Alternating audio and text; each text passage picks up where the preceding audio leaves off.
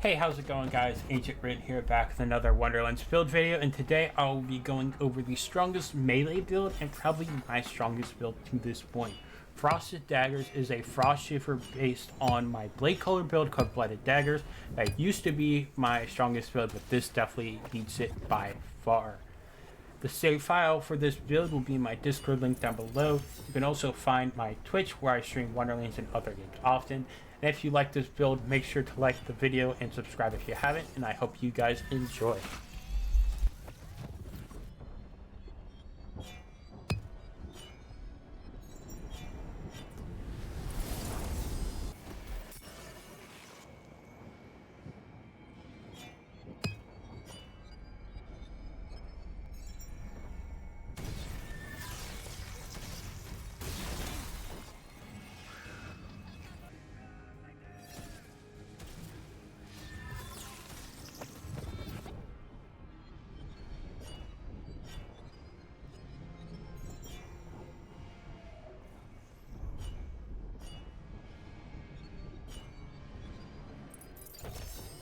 Alright, and for the gear here, we use a Spriggan or a Kobold with the 40% melee blade. These are both Hyperius SMGs, and that's really why we use it as a blade. And it has Spellcast melee enchant on it. Now, the element in Chaos here doesn't really matter, as it doesn't affect the melee boost, so that's one thing you don't have to worry about. So like early in your Chaos Chamber climb, if you find a non-Chaos tiered 40% melee blade on one of these Hyperius SMGs, you're set forever for this build, and for other builds as well, because some other builds use this, and I've used this in other builds, which is just kind of great. We use this instead of a live wire, and especially instead of a scallywag, because you can take advantage of the shell casing rings. It has a 66% bonus, which most of the other casual normal rings everyone uses is the 33%, so this is basically double the bonus. It's just really nice and strong, and Livewire doesn't help us. I'll go over that in a bit. And then Scallywag, it still is an option, but most enemies will die even without it. It takes time to apply the bolts when I could just melee the enemy and they still die. Melee bolts are still really good. It's just not needed for mobbing, but it's really good for bossing. And that's why we use the Tooth Raider. The Tooth Raider applies melee bolts, which are just really good. It's really just for bossing, because that's only where we need the damage. You will shoot the gun to apply the bolts, then swap to the your melee gun, which will be the Kobold or Spriggan, and then you go melee the boss. The crossbolts are a pure mult to your melee damage and have a cap of 25 bolts, so that gives a max of 125% pure damage increase, which is insane. Usually you won't get all those shots. I usually just shoot it a couple of times, and sometimes the bolts hit, sometimes they don't, and you'll still do fine. The Chaos tier also doesn't matter here, as it doesn't affect the bolts, and there's set parts, so you don't have to worry about any part stuff. And you don't need a chance to swap right away after shooting this gun anyways. And then we have a Stabbomancer. This is for a ranged tool and also for a fight for your life. Just some enemies you can't melee, or it's hard to melee, and so sometimes I'll shoot the Tooth Raider to apply some bolts and then swap back to Stabbomancer to help kill enemies. But any Stabbomancer will work. You just kind of want to send it, and then with a good enchant. Livewire isn't used here, as it doesn't help with Salt and Battery Dagger Storms, which this build is about. It can kill some trash mobs, but it usually isn't worth it here, but I would rather just kind of boost the Dagger Storms. And then for the melee weapon, we use the Salt and Battery. This is the strongest single target melee weapon. It can one-hit anything in the game. These Dagger Storms that it spawns deals melee damage, where other Dagger Storms, like from reloads, deal gun damage. That's why these are so strong compared to the others. This can crit and apply the Alchemical agent, which is just great and super strong. The elements you'll want is either lightning or frost if you're using soaked. If you're not, any element will work. It doesn't really matter too much. which is great because it's just so strong. Now you want to use Ancient Hilt, as you can get from the shadows faster. So that's just really nice to have. Any will work, any hilt will work as well, but Ancient Hilt is really, really nice. I feel like Salt and Battery isn't as hard to farm, in my opinion. Not too much variation, which also makes it very nice.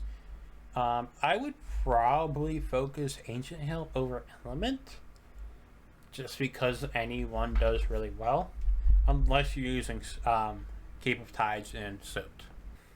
And then we use the Consent Hits enchant, as this will be our pure mult to our damage in this build, up to 50% damage increase, which is just insane. And then for our shield, we use the Cursed Wit.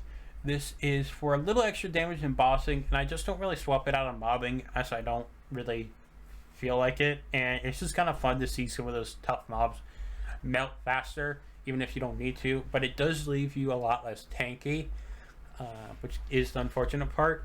You want Roid part on this as preferred, and any KSD will work. If you want, you could use Fleet part for boost speed for survivability, but it won't help as much as Roid. I go no Chaos tiers here, as it's easy to break my shield, but I don't go a low level one, as I still want some bonus from an armor defense, and usually my shield can still get one tapped.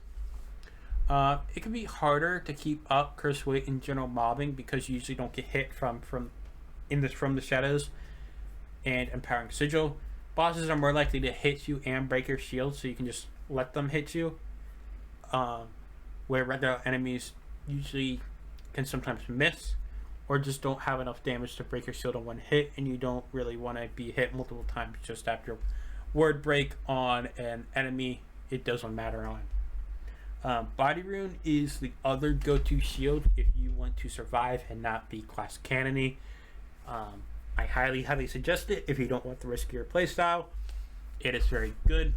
I have one up here with a capacity part, as this will go into unarmored defense, becoming better than the health part on here. But it doesn't matter too much.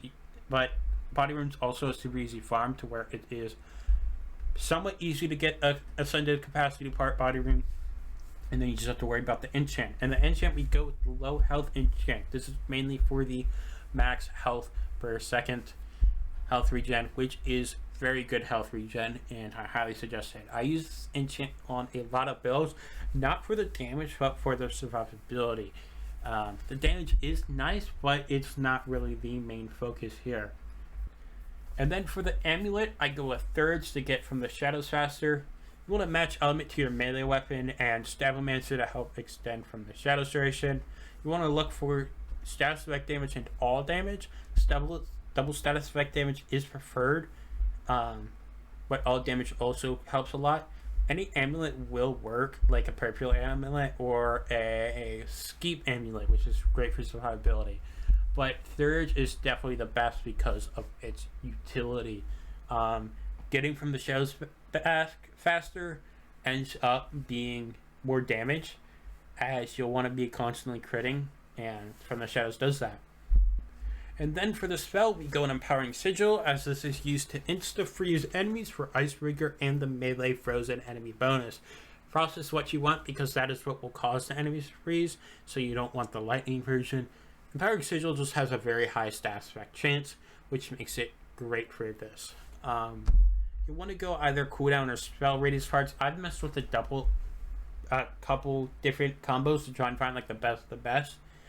And it's not too much of a difference. I kind of like this, but it also doesn't matter at all. Like, the damage radius part is nice, but I'm being honest, it doesn't really matter. It's like anything works. Cooldown helps with the spell spam and the protection more, while radius helps the range of freezing enemies. So it just kind of depends on what you want.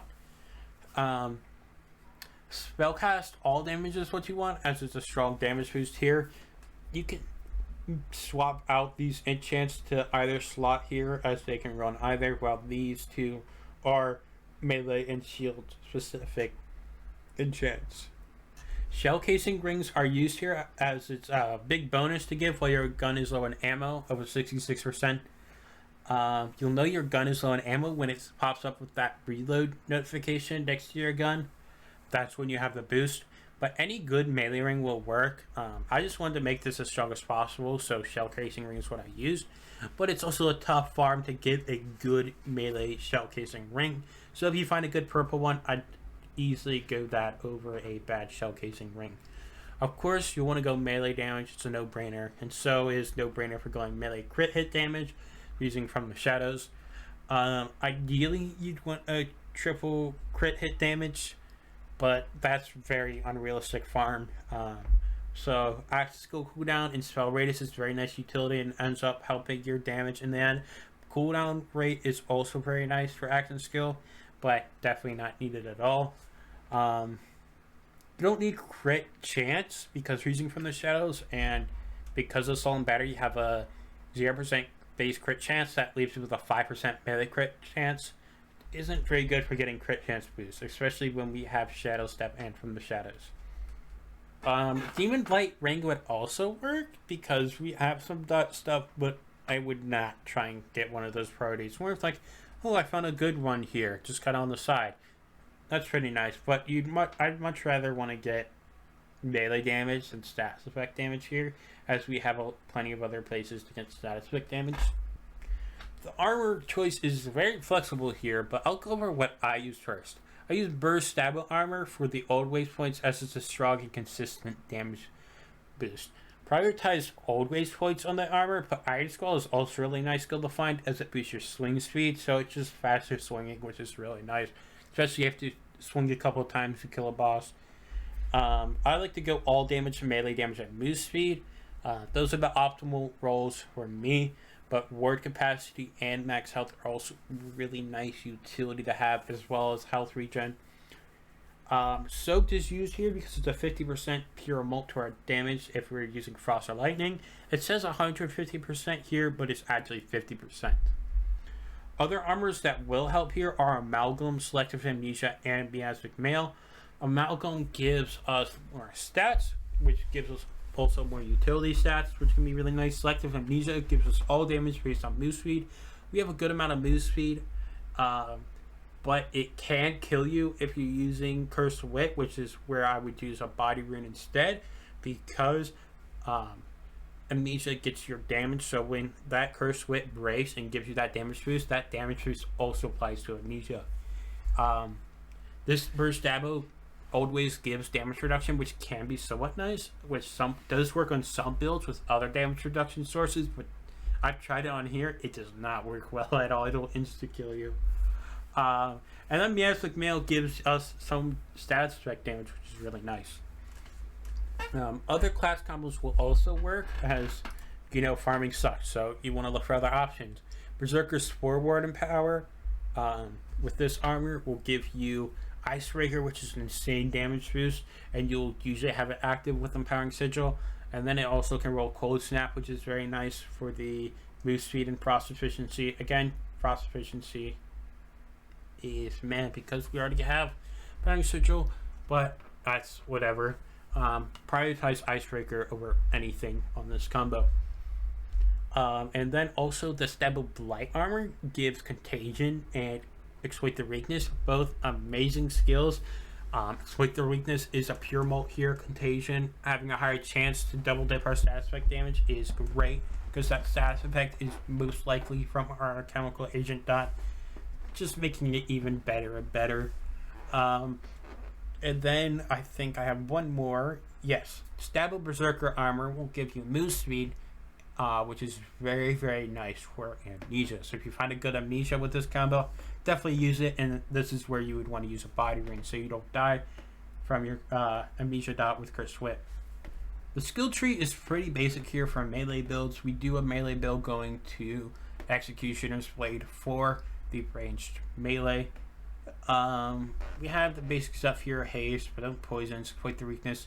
We go points in swift death just because nothing else helps here. Arsenal's a low bonus. Follow up doesn't help as we're not shooting a gun. Same with Nimble Fingers, not shooting a gun, not doing any soul damage, doesn't matter. Sneak attack's low points, so it doesn't help. So we go max swift death, and we'll probably get maybe around 20%, 25% damage boost. Max is around 30%. Actually, max is 30% all damage. We're not getting it, and it's not consistent. For some reason, I didn't put elusive here. I think it was so I could get hit more for something. Break curse wit. But ideally, you probably want to go elusive. Take it out of 1,000 cuts, as that's another skill dump we go here. Contagion for damage. Alchemical agent. Double dips. Amazing. So yeah, 1,000 cuts of skill dump. Gives all damage, which is nice. Put a point into elusive. And then get Executioner's Blade again for the range damage. Just shoot your Tooth Raider, and when in from the shadows, it will crit, having a chance to spawn the Executioner's Blade, which will get that 200% crit damage boost, which is crazy. And then it'll also get those melee bolts that you're applying from shooting. So it's just great to have. It can really melt some bosses, which is great for that. And then another basic stuff, Savage Rate for some melee damage, Unyielding for survivability, the old ways for the additional damage, and some nice damage reduction. Damage reduction isn't the best, but I have had some builds where I kind of somewhat notice it. Icebreaker is a pure molt here, so it's just really good. We don't go Cold Snap here because to help Icebreaker, we have Powering Sigil to insta freeze enemies, so we don't need the efficiency like some builds do, where you just using pure frost for efficiency. And then the move speed's just kind of nice. Unarmored defense is for survivability. Even when using a cursed wit, it's still nice to have. Blood frenzy for survivability as well, as if you're definitely for not using body rune, then blood frenzy is really nice. And then relentless rage for help survivability. We don't need blast chill here, as it doesn't help too much on this build, as it only helps when we hit an enemy, where Alchemical Agent is doing the same job but better. And then you could get some points in Iron Skull, but you don't really need it, where getting this range is definitely a lot better. Blighted Daggers didn't go Executioner's Blade, mainly because I didn't really fight DLC bosses, but I did post an Executioner's Blade version later on, as a link and then a save in my Discord.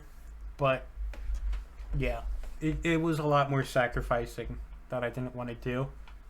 And then for the hero points, we go a lot more utility over damage here because we have so much damage already. This can change depending on your gear. I still go Village Idiot here, as it's still nice, and it doesn't really matter what your background is. It's very minimal to your build. And then I max out spell cooldown to help with spam of our Powering Sigil, and then Axe skill cooldown helps with from the shadow spam, and because of Third, spell cooldown does in as well. Just having those loops helps your damage more than crit damage, in my opinion. And then Wisdom is taken because of the status effect damage, which double dips with Contagion, and Alchemical Agent is applied to. So just really nice boost here. I hope you guys enjoyed the build video. It was super fun min-maxing this to become the strongest melee build possible. There's definitely some stuff that can be stronger, but inconsistent and very peaky. It is very fun to see everything die in one hit. Again, this save file will be found in the Discord, and make sure to like and subscribe if you haven't. And I hope you guys enjoyed the build video, and I will see you guys next time. Peace.